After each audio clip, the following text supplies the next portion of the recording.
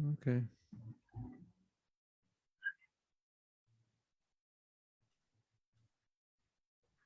All right. Hare Krishna. Govinda, Govinda, Govinda. Wow. Yes.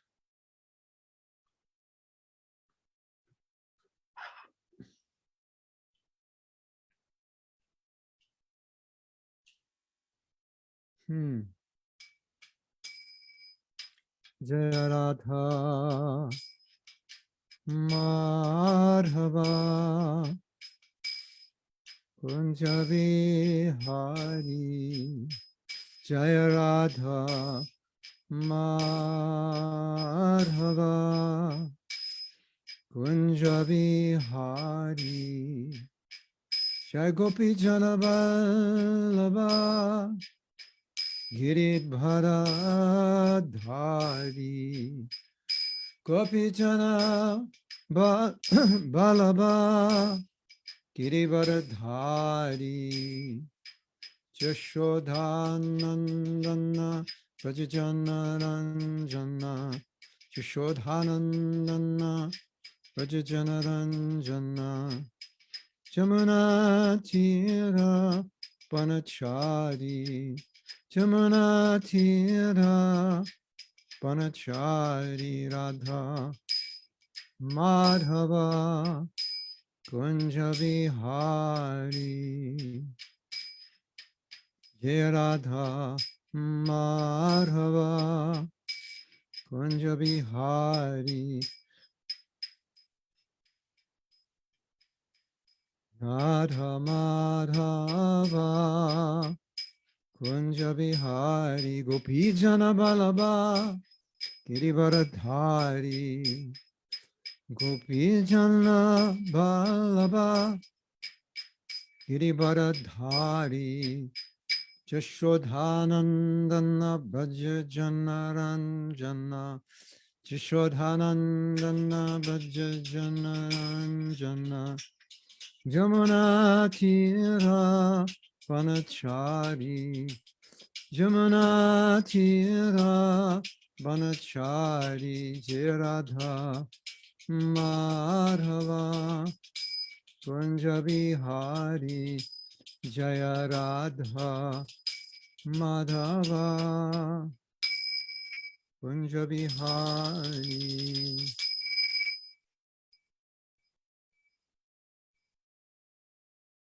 Yeah, just the sound of the karta will balance your chakras, relieve anxiety and stress. Also, spending time with cows would do the same thing. If you're in anxiety, get a cow or go see a cow and pet the cow. Namo Vishnupadaya Krishna Prasthaya Bhutale Srimati Bhakti Vedanta Swami Ti Namane Namaste Saraswati Deve Kauravani Pacharine Nirvisesa Sanyavari Paschatya Dasatarine Manchakapa Turubhyascha Kripa Sindhuvyeva Cha Patitanam Pavanebhyo Vaishnavebhyo Namo Namaha Mukam Karoti Vachalam Pango Langayate Girim Yakrapa Tamaham Bande Sri Guru Dinatarina. So in today's class, I wanted to bring this topic of spiritual bypassing to a conclusion.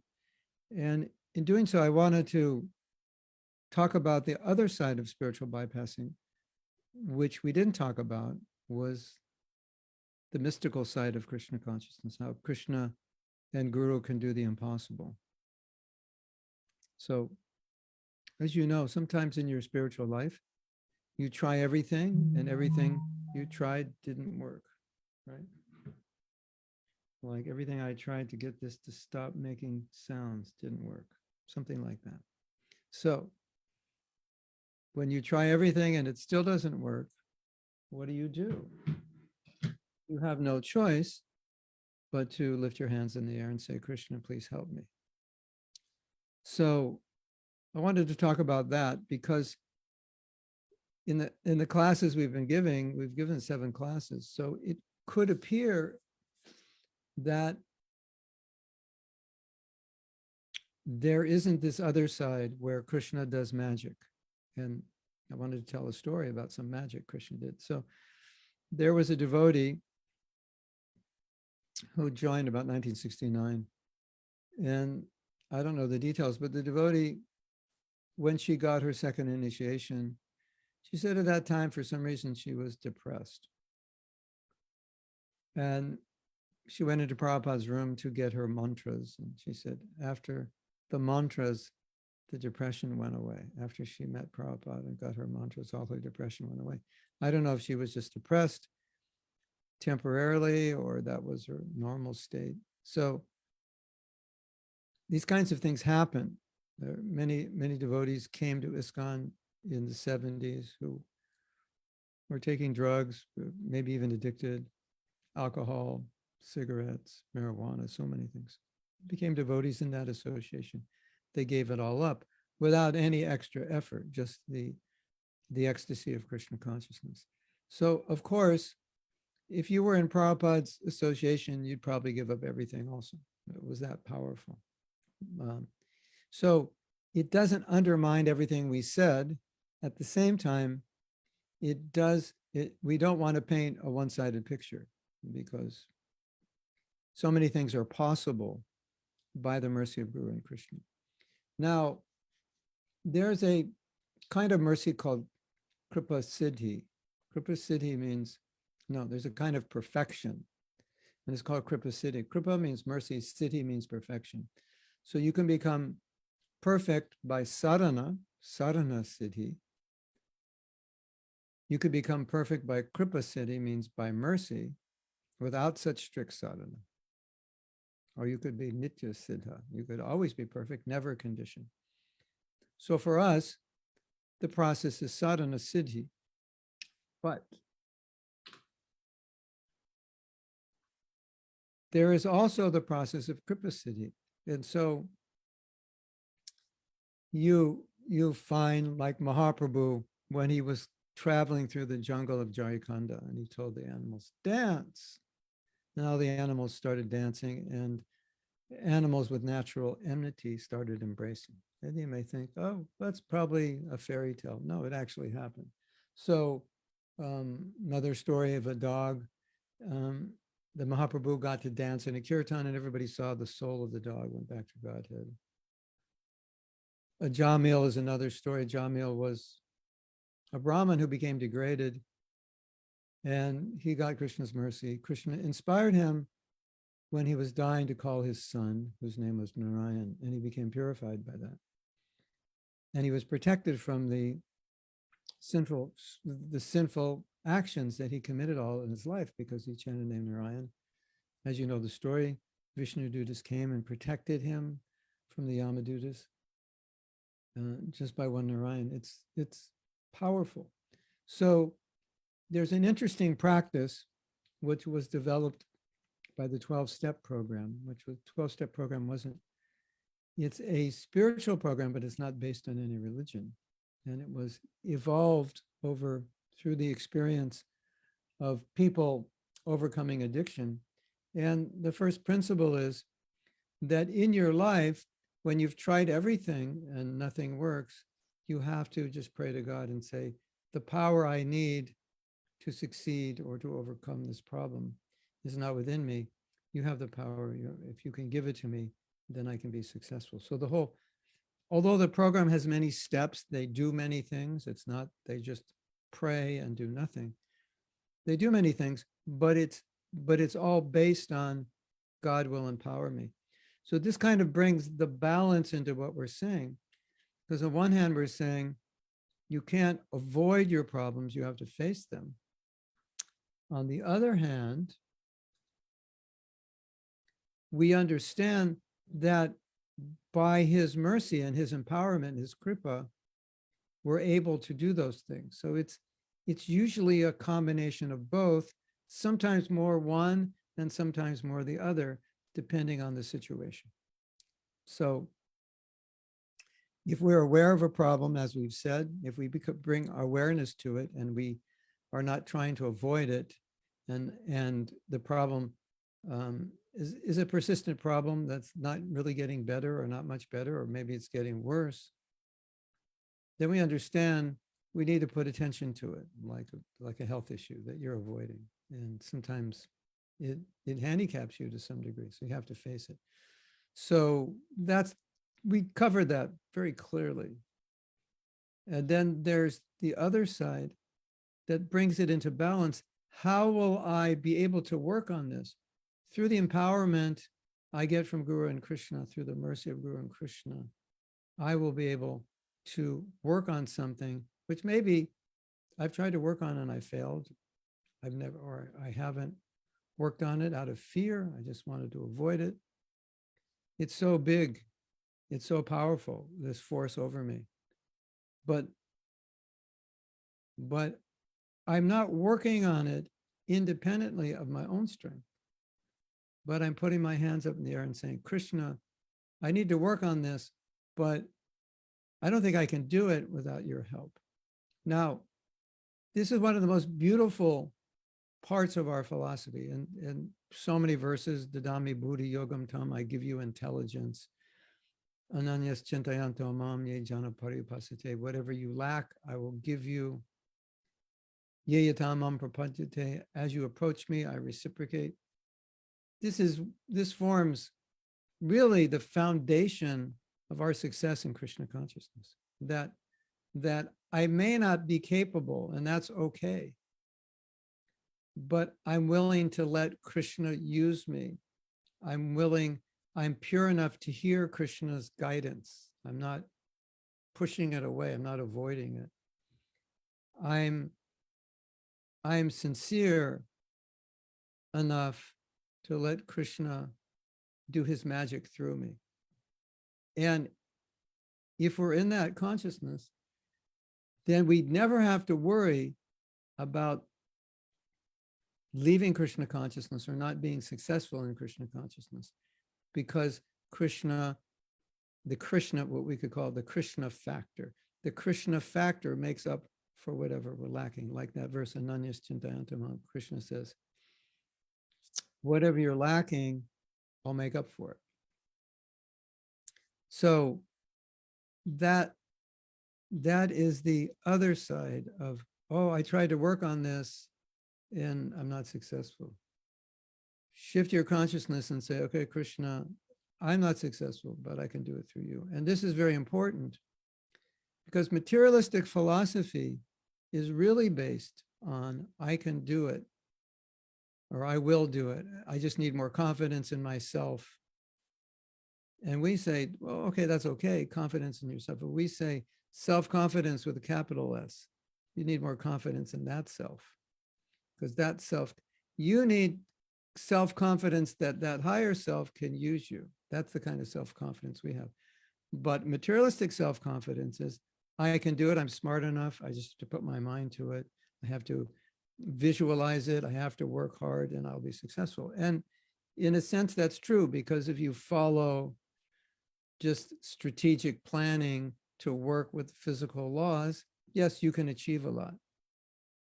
But Prabhupada always said, the ultimate reason you will be successful is Krishna. And for us as devotees, we never want to think, it's just me, I'll do it, I'll get out there and do it. But by his grace, I will do it. And as you know, when Prabhupada came to America, that's exactly what he was thinking. I can do it by your mercy. Without your mercy, I don't know how I can do it. So there's this balance between effort and mercy. It's not, generally, it's not entirely one or the other. It's a combination of both. So even when Prabhupada was on the boat and his prayer on the Jaladuta, it's called Markandeya Bhagavat Dharma, he's saying to Krishna, I don't know how people will understand. I don't even know what would be the right words for these people. He said, but you can help them understand and you can give me the right words. So it's not a prayer of, you do everything, I do nothing. It's a prayer of, I don't know what to do, you do everything through me, then I can do it. So it's never It's never sit on the chariot and don't fight, and Krishna, you fight for me.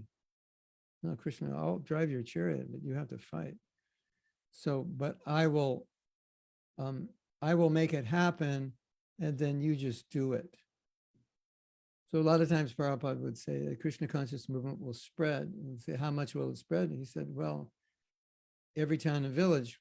Well, how does that work? Well, someone has to go there. So Mahaprabhu has predicted, you go, I go, Rasika goes, Sydney goes, Krishna Premi goes, Ryan goes, but somebody goes. And you say, but how can I go? I'm not special. I'm not this and that.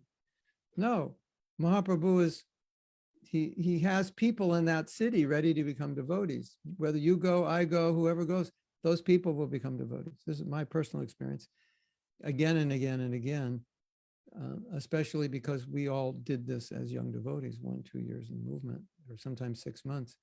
We would go somewhere and there would be people waiting for us. I'm reading a book called The Bond of Love, and it's interviews with Prabhupada's female disciples and how they became devotees. And the general theme of most of these young girls was that they were already basically devotees before they met devotees. They were already praying to God, if you exist, show me you exist, show me the truth. I need to know. I'm not satisfied with what I'm learning. I'm looking for something. And then there was immediate attraction to devotees and immediate attraction when they met Prabhupada. And many of them, after reading Bhagavad Gita for a few weeks, they met Prabhupada and they moved into the temple. They weren't even planning to do that. They saw Prabhupada and they just stayed. Very spontaneous. So these people were just waiting for the devotees to come. They're already devotees. They're already, their seeds ready to germinate. They just needed water. And so it didn't matter if they met someone who'd been a devotee for 50 years or 50 days. They just had to meet some devotees. So when we went out to start temples, we obviously didn't think we were qualified. But we knew if we follow Prabhupada's orders, at least we could be an example for people, that we chant 16 rounds, we follow 4 principles, we rise early, we study these scriptures, we teach people. So that wasn't that difficult to do. We were all supporting one another. We could do that. And then by doing that, Krishna would see, okay, here's a good environment now. You're all following. You may not be very elevated, but you're all following. So this is a good environment for new people. And then Krishna would start sending the new people. That's how it worked. Exactly like that. And I've seen this over and over again. You create the environment, and Krishna says, this is a good environment. Now become a devotee. Not last week before there was a temple, but now there's a temple. Now I will arrange, you will meet devotees. You'll find a Bhagavad Gita in the trash can somewhere. You'll see the Harinam parties, something. You will see them, and now you will become a devotee. So we understood, not only we understood, we saw that principle working. And you may know that when Prabhupada was living in the Radha Damodar temple in Vrindavan, he used to pray to Rupa Goswami. There was a man who lived next door, and he said, every night I'd hear some noise from the Radha Damodar temple courtyard. He said, one night I looked over and it was Bhaktivedanta Swami sweeping the courtyard, praying for Rupa Goswami's mercy. And Prabhupada said, Rupa Goswami spoke to me and he said, you just go to the West, we'll take care of everything else. You just go to the West, write the books, we'll take care of you, we'll do everything. So now, as we read Lilamrita, we learn about Prabhupada's history. It plays out like a movie, like real life doesn't normally play out that way. That one by one, Krishna was sending people to help Prabhupada. And so very early on, within 2 or 3 years, see, I came in 69, so I came 4 years after Prabhupada put his foot down and 3 years after the incorporation of ISKCON. But when I came, there were 17 temples. And that was just, it starts slower in the beginning, but that's basically 3 years, already 17 temples. So there had to be people of some ability and sincerity to run those temples. And Krishna sent those people. And then some of those temples became quite successful: San Francisco, New York, Los Angeles. And by 1972, Los Angeles had 350 devotees living there. Did you know that? And had already bought had already bought a church, so many apartments. And so this huge movement was being run by all of us who had no experience really of doing anything like this.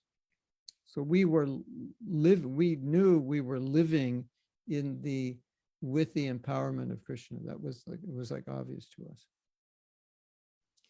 And because we were on grassroots level, ground zero, we all had to do many things we never did before. And we managed somehow or other to do these things. I was just hearing a story yesterday. There's a video called The Joy of Devotion, and it takes you to different temples around the world. And there's one section on self-sufficiency. And it's the most successful self-sufficient farm in Europe, which is in Hungary. The devotees' farm. I think it's New Braja. What is it? New Braja Dam, I think. Is that right? New Braja Dam. It's considered the most successful eco-village, self-sustaining farm in all of Europe. And the temple president said, when we came here, we didn't know how to do anything. We didn't know how to build, we didn't know how to grow vegetables. Now you see it, they have housing for about 130 devotees on the property. They're self-sufficient with vegetables. They're self-sufficient with water, with electricity. And then you go to New Vrindavan, interview, same thing. We built this palace. We had no experience. We didn't know how to do this. There was only the desire to please Prabhupada. And so we learn by doing. Of course, you make mistakes, but these beautiful projects were developed by people who had a desire, who didn't know, who said, okay, Krishna, we can do this. So it is necessary to balance faith with practicality, because if your faith could be so deep, you could become impractical. Like, Krishna will do it. I'll take my hands off the steering wheel. Well, you'd have to have a lot of faith, right? That this car will now transcend physical law and just drive you where you want to go. It's not, that will happen, but it'll be driven by a computer. So Prabhupada taught us to have faith, which was balanced with reason and practicality. So it's a delicate balance, because reason could minimize faith. And faith, which becomes fanatical or unreasonable, could be dangerous and would also turn people away, thinking you're a little nutty. So it's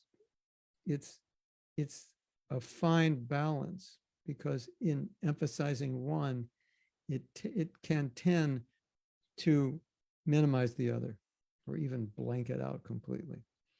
So that was my thinking on everything we talked about. That it doesn't minimize anything we talked about, but it's more about, okay, I have a problem, and I don't want to minimize the spiritual process, because sometimes the reason I have the problem is because my spiritual practice is not strong. And then I may opt for more material solutions, which is not necessarily always bad, but in a sense, sometimes a compromise, perhaps, due to weakness. So if you have a problem you're dealing with, first thing, point A, good japa. Because you can't get objectivity, good japa, 16 rounds, 4 principles. If you're not chanting 16, whatever you're chanting, work to get up to 16, 4 regular principles. Then you can assess your problem, because your problem simply may be due to a lack of spiritual practice. And if it is due to a lack of spiritual practice, and you're trying to solve it other ways, it doesn't work, or it's a temporary solution. It's not the real solution. So If I'm sincere, I sincerely chanting, I have good sadhana. I'm doing my best. Now I'm confronting, now when I see my problems, what I'm confronting, right, it's a little more realistic in a sense, because the spiritual process is intact, and now it's more clear due to my conditioning what's lacking. Then the next question is, how do I go about it? And however I go about it, whether I want to take more shelter in the spiritual process or focus my energy on dealing with this problem through other means that maybe, you could call them spiritual, but maybe not directly, through developing better habits, better attitudes, changing beliefs, and so forth. We always want to stay in the mood of, Krishna can only do this with your help. That's the idea. That it's what I was saying. The last classes could be misunderstood, like, oh, you don't need the spiritual process. You just need to go to this group and that group. But for example, if you go to the 12-step program, the 12-step program is a spiritual process. It's not a material process at all. As I said, it begins with dependence on God and empowerment. So what I said in the last class, in case you missed it, was that even if you have to work specifically on a problem which seems independent of the bhakti process, through the bhakti process, you get the power, you get the intelligence to be able to better work on it. And I have an example. I've taught forgiveness to devotees, and I've taught forgiveness to non-devotees. And devotees have an easier time forgiving because they have the bhakti process behind them. Now, both devotees and non-devotees do the same exercises they go through, but because devotees have the bhakti process, it's faster and easier. So I think that's a really good example. So even if you do a process to resolve a particular issue, could be a marriage problem or a resentment problem, envy, whatever it is, because we're in the bhakti process, and we say all good qualities will develop for a devotee, because we have the bhakti process, it's just happens more naturally. It's our empowerment. So now I think it would be good to talk a little bit about faith, just so we balance everything else I said in a way that nobody thinks that faith is impractical or faith is not fundamentally necessary. By faith, in this context, we mean faith in Krishna's help to do something which is difficult or we may feel impossible. Faith for Krishna to make things happen which we could not make happen, external to ourselves, bringing help, bringing resources. Faith in Krishna giving us abilities or intelligence which we lack, understanding, just faith that Krishna can bring things together and make things happen, which normally would seem impossible. So everything we do in Krishna consciousness has to be based on that. It has to be based on that principle. And when we have faith in the, it sounds funny to say, when we have faith in the principle of faith, Prabhu, you need to have faith in faith. Yeah, you have to have faith that faith works. When you base your activities on that level of faith, then it's quite natural to be able to be not in anxiety about having to do something which is difficult, or we could say fearless in some cases. Because now you realize it's not just me doing it, it's me and Krishna. And if Krishna wants it, it'll happen. If he doesn't want it, or he doesn't think I'm capable or want that I'm the right person to do it, or he wants me to do it slowly and learn lessons, it'll happen that way. So we're not worried about it. anymore. That how can I do this? It no longer matters. As if Krishna wants it, it'll happen. That's how it works. And that's and all we can do is try our best. We can focus on the goal. We can pray for it. But ultimately, it's Krishna if you want it. And that was Prabhupada's mood in that prayer. It wasn't entirely, this is what I want. It was, if you want this. I don't know if I can do this, but if you want it, then you could make it happen. And I'm willing to try. Something like that's the faith. And if it doesn't happen, then that's okay. That's your desire, right? If you read the story about Prabhupada establishing the temple in Juhu, there are many obstacles in doing it. And we had made a down payment of $50,000 in 74 maybe, which is, a substantial amount that you're not going to get back if things don't go through. If you can't legally get permission, you're not going to get that money back, but it's probably, I don't know, $200,000 now. So you don't want to lose $200,000. That's public money being given to you. You don't want to misuse it. But Prabhupada took that gamble, and they weren't getting a permit to build a temple. And Prabhupada said, well, if we don't get a permit to build a temple, we'll get buses, and from these buses, we'll travel all over, and this property will be a parking lot for the buses. Did you know that Prabhupada said that? Prabhupada said, this property will be a parking lot for buses. It was like, right now, if you ever go to India and you go to Juhu, you'll see it's a very high-end area. It's where you take a walk, like a 5-minute walk from the Juhu temple. It's the neighborhood of all the Bollywood stars. I did a program in Juhu at a devotee's home, and she said, Amitabh Bachchan, who's the number one, or used to be the number one Bollywood star, that's his house across the street. So there's all within like 5, 6, 7 minutes of the temple. So it's a beautiful, it's like we'll have a parking lot on Rodeo Drive in Beverly Hills. It's like, that would be strange, something like that. But what it showed was Prabhupada was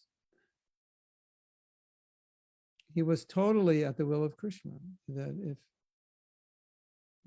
this is what I want, let's see if Krishna wants it. Prabhupada used to say that. He used to say that often. Like, what do you want to do, Prabhupada? Well, I want to do this. Let's see if Krishna wants it also. That's why Prabhupada was very much in that mood. This is what I want, but I don't know what Krishna wants. We have to see what he wants. So, and sometimes then you might say, but how do I know even if Krishna wants it? Because I want to know if he wants it because I want to start it, and I don't want to start something if he doesn't want it, right? You ever think like that? And we probably all think like that. Well, how do I know Krishna wants this? Because I want it. I'd like to do it. That we have to use our intelligence and think, well, is this could this be something that could spread Krishna consciousness? Could this be something that would help people? And you think, yeah, according to what I know, according to my ability, this would be I think, a great thing to do for Krishna. Say, okay, so you make that. You could discuss with other devotees, senior devotees, what do you think? And then you go ahead, and then you think, okay, let's see what Krishna wants. Right? A devotee called me the other day, left a message. He had just been given Japa Affirmations book, and he said, oh, I really like that book. It's really helped me. And I was telling him, yeah, I've got that feedback from a lot of devotees, but that book was not even my idea. I probably would have never done that book.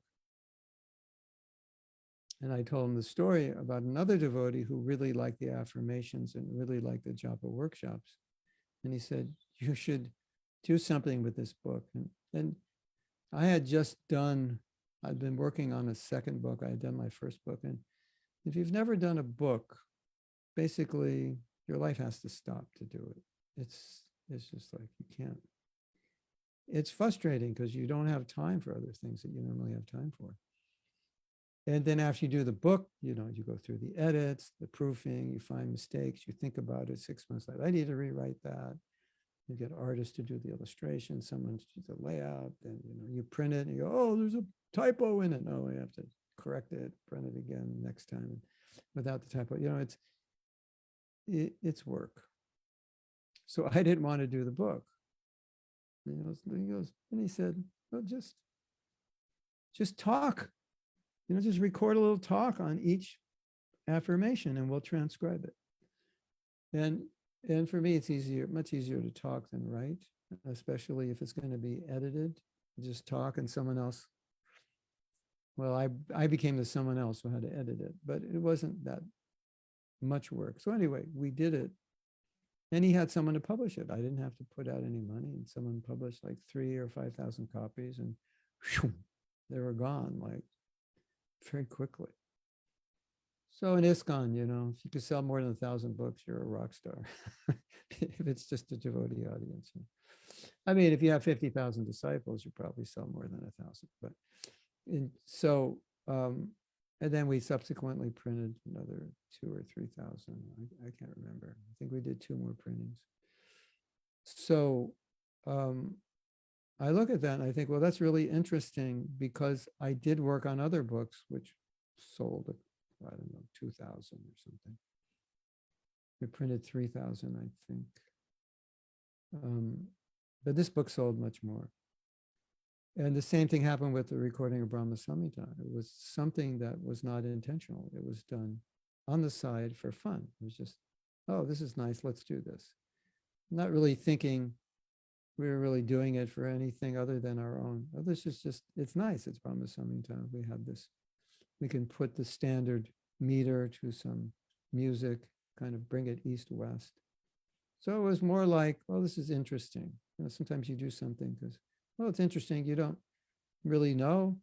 You like it. You don't know if anybody else will. You figure a few people will. Let's do it. So we spent a very short amount of time, 6 hours or something. Then it was done. And that became my most popular CD. A lot of people only know that I did the Brahma Samhita. I don't even know I did anything else. And I've done like, I don't know, 7 CDs. And that was an accident, complete accident. And I don't know how it became so popular. I never did anything to popularize it. So sometimes it's like that. And sometimes it's the opposite. You work very hard on something and you push. Somehow it doesn't become popular.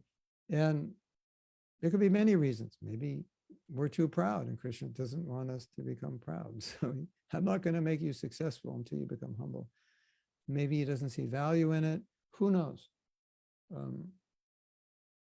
But our mood is, Krishna, if this is what you want, then guide me. Sometimes things are really difficult to do and you start to get the impression that Krishna doesn't want it. Sometimes they're really easy. They just come together. You get the impression Krishna really wants it. So those are some indication. Not always, but sometimes things fall in place very easily. And then Prabhupada would see what was working, what wasn't working, and adjust and adapt accordingly. Oh. Yes. So part of the empowerment process is to be willing to see, willing to do, and willing to see what Krishna wants, and not be afraid to try if it's something Krishna wants. Then we have another story. In Nectar of Devotion, there's a principle by Rupa Goswami, which is stated is that one should not over endeavor for things or material things which are difficult to achieve. And I had that experience when I was president in Canada. We had many devotees joined who wanted to have a farm. That's how they lived. They lived in the country. They were looking towards farming and self-sufficiency and like that. So we started looking. We were a small temple, maybe 6, 7 devotees. Anyway, we started looking. And while we were looking, we had stopped all our Sankirtan. Used to go out daily and chant. So that all stopped. And we were looking, and we really didn't know at that point how we would run a farm with such a small crew, and even of foremost importance, how we would afford it, how we could finance it in the first place. So then I wrote back to Prabhupada and I said, I'm not sure about this idea because we're spending a lot of time now focusing on this idea, and it stopped our Sankirtan. So then Prabhupada said, well, then you can forget the farm and just focus on your Sankirtan. So that was an example of making a lot of endeavor for something that's difficult. Another way we understand if Krishna wants something is if this over endeavor for something difficult usually ends up adversely affecting our sadhana. So we have an idea we want to do something, and then it starts getting in the way of sadhana. It's too big an effort. I need a bigger team. I don't have it, so I have to adjust accordingly.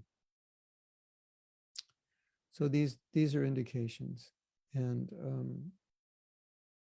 also studying Prabhupada's life and his teachings, and to understand what he wants from us. And then if we get some clarity, we talk to senior devotees, then we put ourselves out on a limb. And we say, okay, Prabhupada always wanted us to, he didn't say it this way, but it was so clear that he always wanted us to do things big, which translates into bigger than we thought we could do personally. So when you have an idea for spreading Krishna consciousness, don't be afraid to think of a result bigger than what you think is possible for you, because that's what Prabhupada wanted us to do. And again, Prabhupada taught us that Krishna will help you. I have another story. This is such a beautiful story. How come if you turn off notifications, it still makes noise on a Samsung? Does anybody know? This is my new phone. And I turned off all the notifications and it keeps bling, bling, bling, bling, which is a total disturbance when you're giving class. You're just trying to think. I don't know how anybody could live with notifications. That seems like a Chinese torture or something. You just live with notifications. And I can't get them to turn off. Maybe someone can figure out and tell me. Or maybe I guess I have to go on Google. Put a plug in the phone and then we won't hear it. Just have to mute everything. Yeah, okay. I'll turn the volume off. Let's see if that works. I think those bells are transcendental to volume switches. But shouldn't there be a way just to like turn it off completely? Gurudev, if you go to settings, there should be a do not disturb option. What's on that? On settings, what? If you go to settings, there should be a do not disturb option under like notifications or something like that. Yeah, I turned off all the notifications. I'll look. Okay. Do not disturb. That's the best thing they could put on a phone. Anyway, we've turned off the sound. Let's see. I think every bleep is a WhatsApp message. Yeah. If I get that many WhatsApp messages every hour, you imagine how many I get a day. Hare Krishna. So my father was an artist, and we were decorating our temple, And I had a painting that I liked. So I sent him the painting. I said, could you do this painting? He said, well, I've never done art like this before. I said, well, just try it. Krishna will help you. That was what I told him. I'd been a devotee about a year and a half. I was about 20 or 21. I said, well, just try it. Krishna will help you. He said, okay. So the painting, he really liked the result of the painting. He thought it came out really, it was really done well. It was not exactly what I was used to, but he was quite a good artist, actually. He did it as a hobby, but he was quite good. And he was so happy with it. You know what he told me? He said, I didn't think I could do it, but you said Krishna would help me, and he did. And what's even more amazing about it, he was an atheist. and what's also so amazing about it is that many, many times subsequent to him doing the painting, like many, many years later, he would bring it up. He said, you remember that painting I did? He said, I didn't think I could do it. And you said Krishna would help me, and he did. He would, like, every few years he would mention that. It was like a high point in his life or something. So it worked for him. Certainly it can work for us. So that was Prabhupada's mood, that I just read this quote the other day. I don't know if you saw this quote. Prabhupada was saying, we love everybody. And what's the proof? He said, well, you could just stay home and chant and be comfortable, but you go out. And, when you go out and try to help people, not everyone appreciates it. It's difficult. Sometimes it's cold. Sometimes it's hot. Sometimes you have to travel, live in a van, live in a hotel, fly in airplanes. It's, you go out of your house to do this kind of work, you may have to encounter difficulties, discomforts, etc. So he said, why are we doing that? We could just stay home and see, the sound was off and it still did. Yeah. All right. One more time. Whoever invented this phone, it was a bad idea. Disrupting everybody's life. Of course, maybe you guys are all excited when you hear the bells. Oh, somebody loves me. Okay, notifications.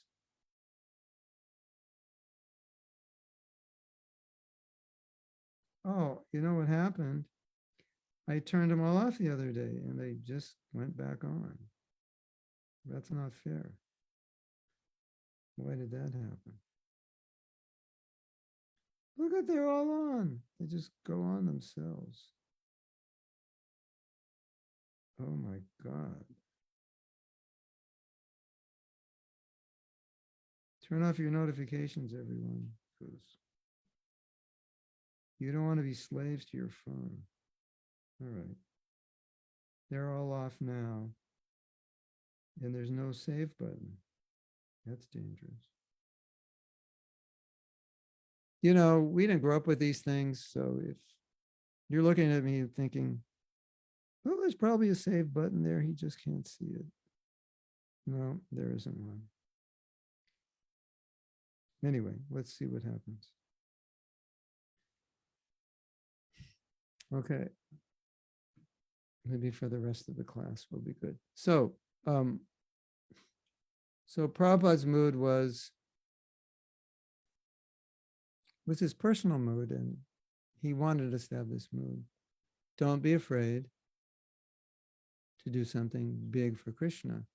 And that is a sign of our love for people. How can you say we love people? Because we're willing to go through personal stress or difficulty or anxiety to do something to help other people. Like sometimes when I was young, they say, you have to give a lecture to this university class. And like, I'm a university dropout. So, a little anxiety. How will I articulate the philosophy intelligently so they will appreciate we're not just a bunch of university dropout losers? You've probably been in situations like that. If you don't like public speaking, it's, you're asked to speak, put you in anxiety, or, asked to meet some CEO and coach him, so there'll be some situation, go out in book distribution. I don't know if I can do it. There's always some anxiety. Why do we take that anxiety? So Prabhupada said, because we love people. That was Prabhupada's answer. We love people. That's why we do it. Just have to check the time. I don't have my watch. You don't need a watch if you carry your phone, right? Do you guys have watches? Do people wear watches anymore? They just have phones. No. Anurada, she's old school. No one else has a watch, right? You're revealing your age, Anurada. You have a watch. Or a smartwatch, maybe. No, I don't think so. Yeah. I don't think smartwatches are so smart to wear. I don't think they're healthy. Smartwatch. Then you have that, EMFs on your wrist. I don't know. Kamala Radhika. Anyway, so Prabhupada said this is love. And Prabhupada had to tolerate so much. He said, so this is how we manifest our love. So Prabhupada's, his mood, which infected us, was bogus.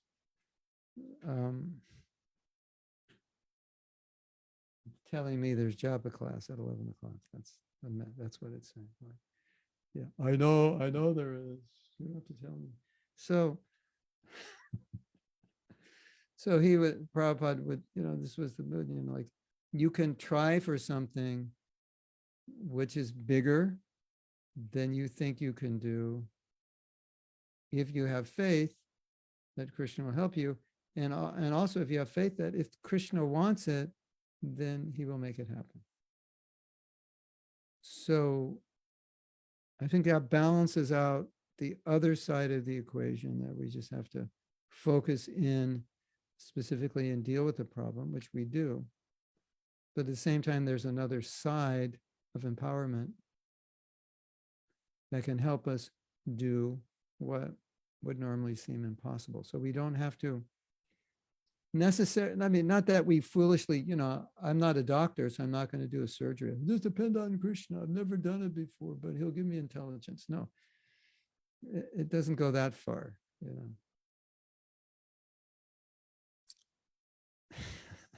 So it's not like we use our, we give up our intelligence, but we're reasonable. But at the same time, we understand if Krishna wants this, he will make it happen. He will send people. Like so many times, devotees are trying to do something and someone will come with a resource they need just out of nowhere. Money, manpower, guidance, consultation, a property, a home. Here, take our home. You can use. So don't be afraid to desire. Don't be afraid to vision. Don't be afraid to think big. And don't be afraid to take the first step. Then you'll see what happens. And sometimes you'll see, no, this is not my skill set. Even Krishna couldn't help me do this. Sometimes you'll see that, like I'm so bad with this, I can never do it. And usually we know that about ourselves anyway, so we probably wouldn't try. I'm going to build a big temple and I'm going to engineer it myself. You know anything about engineering? No. Krishna will give me the intelligence. Well, maybe you don't know anything, but you're naturally an engineer and you think you can do it. It's possible maybe, you go to the library, you read books, you have that kind of brain. But generally we should tend to work in areas where you already have some aptitude and skills. And then try to expand beyond them. Krishna, help me, give me, I need this idea, I need this insight, I need this help, give it to me. And we can move forward that way. So that is not the only definition of faith. It's not the only meaning of faith, but it's one meaning of faith, that I don't have to limit myself to what I've been able to accomplish up to this point in my life. I can think bigger than what I've done. I can be bold, I can be confident in Krishna's help. So that's what I wanted to say. And this is going to be the last class and on this topic. I was asked to give a class on the songs of Narottam Das Thakur. I'm thinking, because by Wednesday I have to decide. I'm thinking. We'll see, maybe.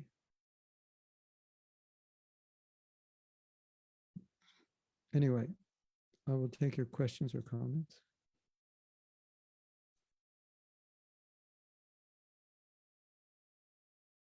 I'm in purple today. Purple is a spiritual color. This is actually my father-in-law's sweater.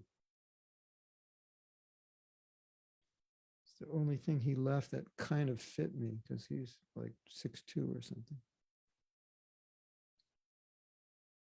Bond of Love. Yeah, that's a great book if you haven't read it. I'll tell you one thing, if you read this book, Bond of Love, you're going to get really puzzled by something Prabhupada said. Or something Manu said, in the Manu Samhita said women are less intelligent. When you read this book, you're not going to think women are less intelligent at all. Of course, women know they're more intelligent than men, but men don't know that. So, but anyway, it's just so many stories of intelligent women. And there's one story. There's one devotee named Nandarani, and her husband at that time was Dayananda, and they opened the first temple in Los Angeles. And she was so smart that sometimes Prabhupada would give letters with questions that were asked. And he said, can you answer these questions? And she would answer the questions. Like after a devotee, like a year, she was that smart. And one devotee said, Dayananda, her husband, he's very intelligent. And Prabhupada said, yes, I know Dayananda is very intelligent, but his wife is more intelligent. So, it's like, why did Prabhupada say women are less intelligent? Well, it's actually Manu said it, Manu Samhita. And, people say, what does that mean? I go, the men must have been pretty smart like 1,000,000 years ago. But I think things have changed since then. It's because Prabhupada so many times said that this girl is very intelligent boys and girls. So this book will bewilder you, because you'll see so many intelligent women explain their story.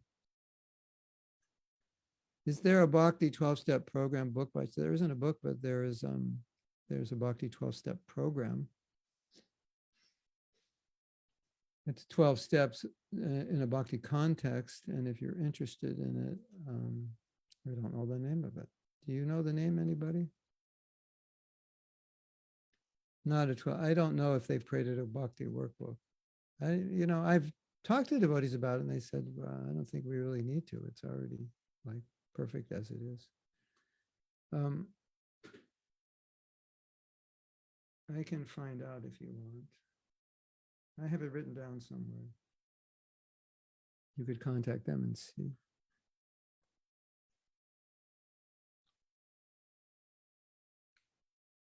The volume is a bit low on Facebook. All right. How's that? Louder? Better? Okay, sorry guys, you missed the first part of the class. What can I say? Yeah. Krishna, Krishna, Hare Hare. All right. Volume's a bit low. Turn up your volume. Our volume's on 10. I can't hear you. Oh, sorry. I haven't changed the volume. Facebook's going through some problems today. Mark Zuckerberg may not be in a good mood or something. I don't know. Okay, got that message late. Krishna Karshani says, I know devotees who seem to have good sadhana and they follow 4 regs and chant 16 rounds. and they don't see their problems. I think that's what you mean. All around their problems, except they see everyone else's problems except their own. I'm wondering, why don't they see their problems? Who wants to see their own problems? Not fun. More fun to see other people's problems, right? That's the answer, as funny as it sounds. You ever see other people's problems? It gives you a sense of power, doesn't it? If you see your own problems, it gives you a sense of feeling like a loser, disempowered, useless. Of course, that's taking it through the false ego. If you take it through humility, seeing your problems will be, opportunity to improve, and it can be quite inspiring. But if you see it through the lens of false ego, then seeing your own problems is like, oh, I don't want to see my own problems because that makes me less than I think I am, or less than others. And I don't want to be less than others because if I feel like I'm less than others, that's depressing. I won't be happy. Whereas actually humility, you feel that you're less than others, and that becomes a kind of ecstasy. The happiness of being insignificant. So you have the happiness of being significant and the happiness of being insignificant. And most of us have been conditioned to the happiness of being significant. And then we can't even fathom being happy, feeling insignificant, right? Get in the back of the line. Oh, thank you. It's always where I wanted to be, in the back of the line. Yeah, my favorite place. Nobody thinks like that. But when you become Krishna conscious, I'll back of the line. That's where I belong. Yeah, I can serve all the devotees in front of me by going behind them. Let them take prasadam first. So that's really an issue of pride, false ego, identification of the body. I just heard, if we identify with a body, everything from that point on is not good. And if you identify with the soul, everything from that point on is good. So if you identify more as soul, then you're not going to want to find fault with others. It's going to make you feel this is very wrong, very bad. I'm trying to put myself above others. I should serve others. So that's why when you're more advanced, humility is more natural. Right? So, you have to catch yourself.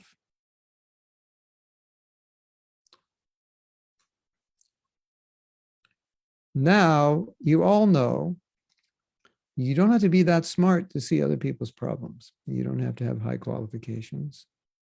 It's not a sign of intelligence, not a sign of culture. It's actually a sign of everything the opposite. So when we see other people's problems, we think, I can see these problems because I'm so intelligent. No, you can see these problems because you're so insecure that you need to see them. That's the reason, not because you're intelligent. But we think I see them because I'm intelligent. Doesn't anyone else see the problem here? Am I the only smart one in the bunch? No. You've got the biggest false ego in the bunch. That's why you're the most insecure in the bunch. That's the reason. So now who wants to admit that I'm finding fault because I'm insecure and I have a big ego? Nobody. So that's why we're not going to admit it and see that the fault is in the fault finder, not in the person we're finding fault with. Generally, of course, if someone's creating a mess and destroying ISKCON, of course we have to find fault. But I'm talking about in general, life in general. The fault is in the fault finder much more than the person you're finding fault with. That we should recognize. So that's my answer to that question. Now, if you can't swallow that answer, maybe you've got a problem. Just saying. You can contemplate.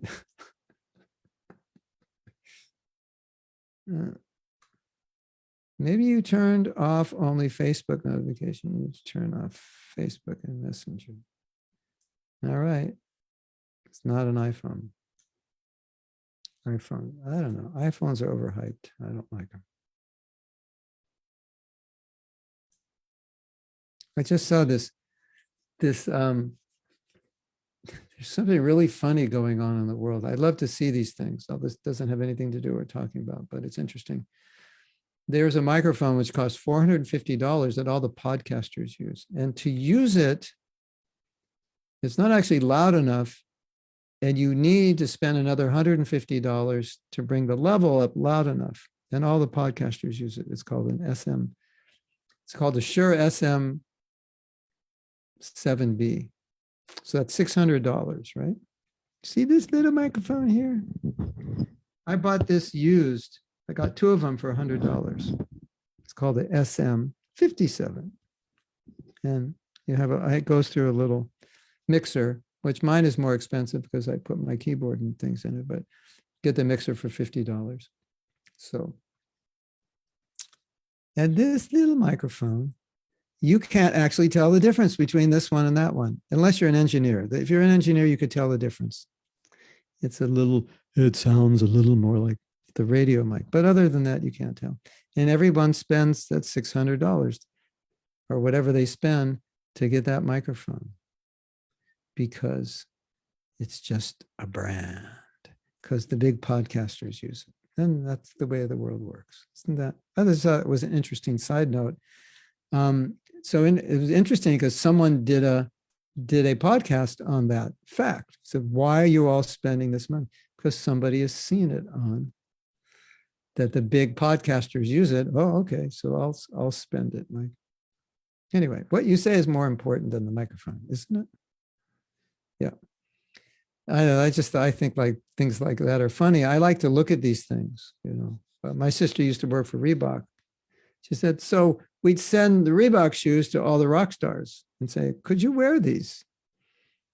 Because if they wear them, then that shoe that cost us $17.43 to make, we could sell for $100. Otherwise, you got to get the same shoe at Payless without the big brand name for $21. So that's the way the world works. Ladies and gentlemen, you're being cheated out of your money because of the label on the product. Not always, but sometimes. Okay, so I have another question. Oh, and there was a guy, what's that basketball player? What's his name? Some Shake O'Neal? I don't follow. Anyway, he started his own shoe company because he was like, look, you can't charge this much for shoes. This is bogus. They wanted him to wear the shoes. It's cheating. Brand yourself. Spend millions of dollars branding yourself, and then you can charge 10 times more than the product's worth. I don't think the world's going to get better if it continues that way. What do you think? And then we're going to change the styles every year. So when people look at you wearing last year's style, they're going to look at your feet and they're going to say, oh, what a loser. Those are 2021s. Don't you know it's 2022? Oh, yeah, I'm embarrassed. Isn't it? Isn't that the way the world works? It's just outright, I don't know. What word should we use? Anyway, we know. Srila Bhaktisiddhanta said the cheaters and the cheated. So here's the funny story. This man, he grew up in India, poor family. He was always wearing hand-me-downs, right? So the hand-me-downs from his older brothers, full of holes. He's just getting these old, dirty pants. They call them trousers. Pants in England are underwear. So trousers, we call them pants in America, with holes in them. And he was frustrated. He said, I'm going to make money. And his kids, the same thing. He was poor. His kids, the same thing. Jeans with holes in them. He said, my grandkids, I don't want them to live this way. I'm going to save money. He saves money. His grandkids are in America. He says, I don't want them to live like this. He sends them $100. What do? They go out and buy jeans with holes in them. Hare Krishna. Isn't that insane? Isn't this world like it? And I've always said that what has helped me tremendously in Krishna consciousness is to be that little boy who says the king does, but the king doesn't have any clothes on, because like nobody will say it. And as a devotee, you have to see that the king's not wearing clothes. You can't just say, oh, everybody's doing this. It must be good. No, he's not wearing clothes. That's a beautiful, beautiful outfit. What are you talking about? He's not wearing clothes. He's naked. We have to be that way. We have to see it. So Prabhupada's training us to see through all of this and not be bewildered by it. Although still we do get bewildered because you're trying to fit in or whatever. But I don't know, fitting in was not always primary goal of my life, unless it was, worthwhile. Anyway, we're digressing. So let's see the time here. All right, we have 12 more minutes. Okay. Next question.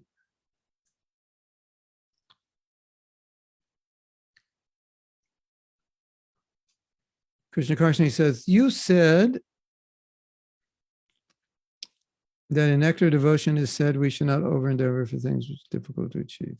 I think it says material things actually. But anyway, it can apply to spiritual. What about making over endeavors in practical service?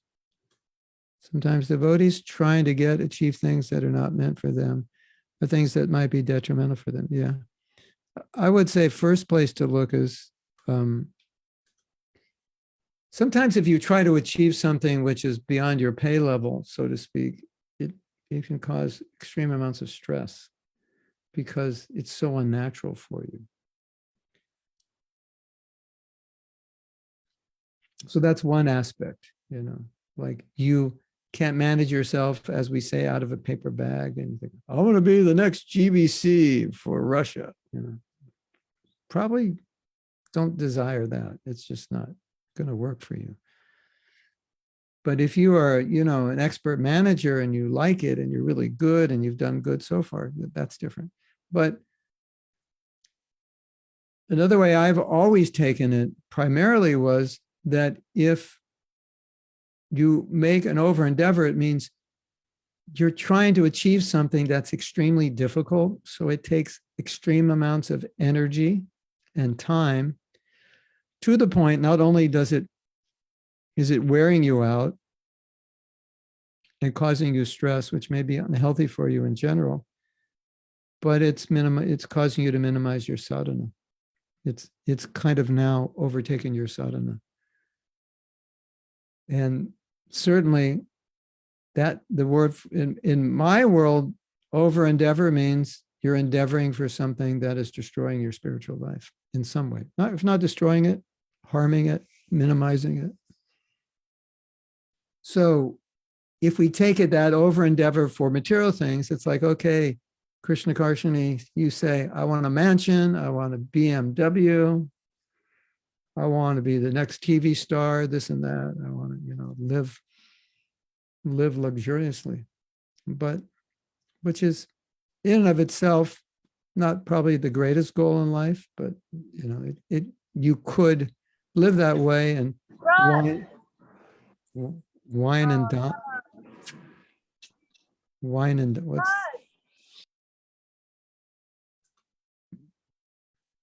where is that coming from? Hare Krishna.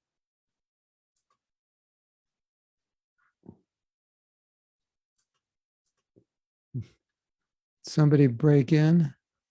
I don't know. Anyway, you could wine and dine and wealthy people in and of itself. But if you don't have facility to do that, and you don't have a plan to do that, and or doing that would completely smother your sadhana, then what's the point? So the idea as I understand it is things, they're coming naturally, like how to do that. Like for you to make a lot of money, you could do that in your sleep. Yeah, I want to get this big place. I want to cultivate, executives and professionals, and we need this kind of place. And if I drive up in a 1987 Toyota, it's not going to work. I need, a new car. Okay. And if you can do that, not a problem for you. You can rub shoulders with these people. They like you, easy for you to make money. Yeah, why not? Go ahead. But if that is not who you are, and you're just working, to achieve something which is basically impossible for you, then you're going to put all your energy into that, and then it's going to compromise your spiritual life. That's the idea. So it's not any specific thing per se, but it's specific to you, right? Like I can, now you may say, no, I have confidence I can do it. I have ability. Okay, try it, see what happens. See if it becomes so difficult that it's starting to become destructive to your life. I mean, this is materially speaking also, this happens. You know, some people get these wild ideas to do things, but they're not really capable of doing them. And, but that's also why people build teams, because they have a vision, but they can't do it themselves. So they hire people who are better than them and they build. So, you know, there are ways to go around it. But if you're going about it in a way where you're just doing all the work and it's going nowhere because it's not your ability, then you have to rethink if that's the best service for me. But if you have natural ability, yeah, go for it, do it. And if Krishna wants it to happen, you'll see signs. He'll send people to help you. Opportunities will come. And yeah. Does that answer your question, more or less? If it doesn't, you can ask more.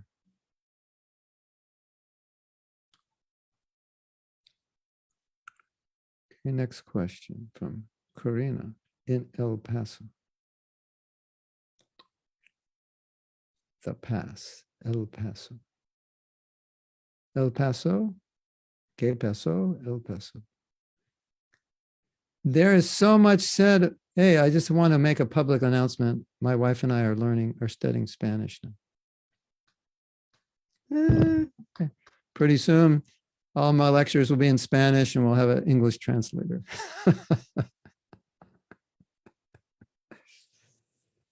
Hare Krishna. That'll be a tough job for the English translator to understand my Spanish. Ya practicar español. I've done already 4 lessons. Cuatro lección on español. And every night, 6 o'clock, my wife and I will spend an hour, half hour studying Spanish. Next time I come to Mexico, I'll be good. There's so much said about humility and feeling low compared to others. Sometimes I feel ashamed or unworthy or impure in the temple and among devotees. How can I approach this in a way that is constructive rather than self-destructive? Well, it depends on what you're feeling, actually. Because, you know, the reality is, Karina, for us to actually feel really humble is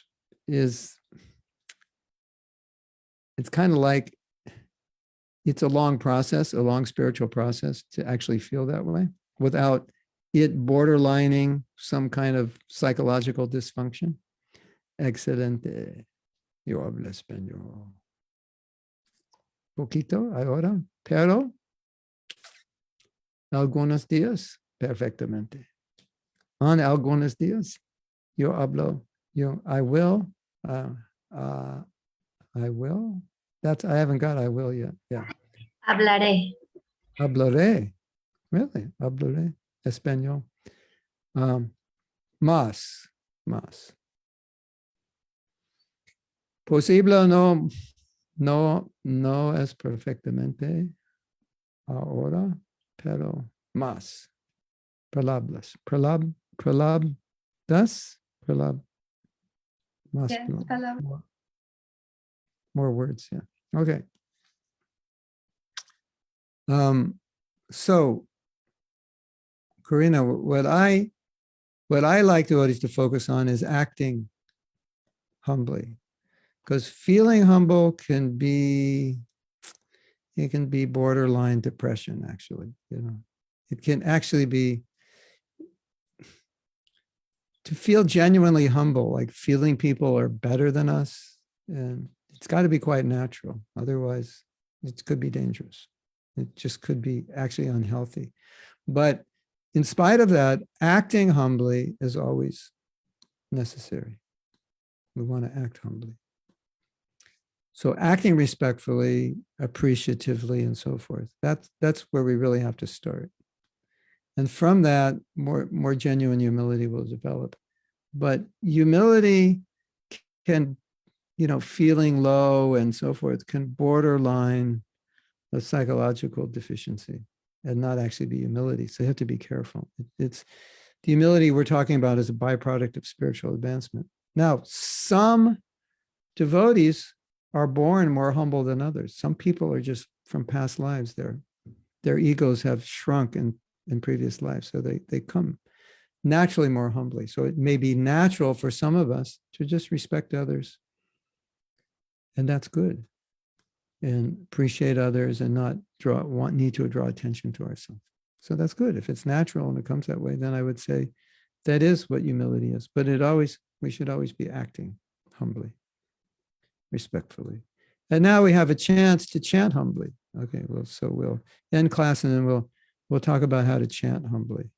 So we can, and it'll fit in with the topic of today's class. So we can end class. Should I end class, Anuradha, on Facebook?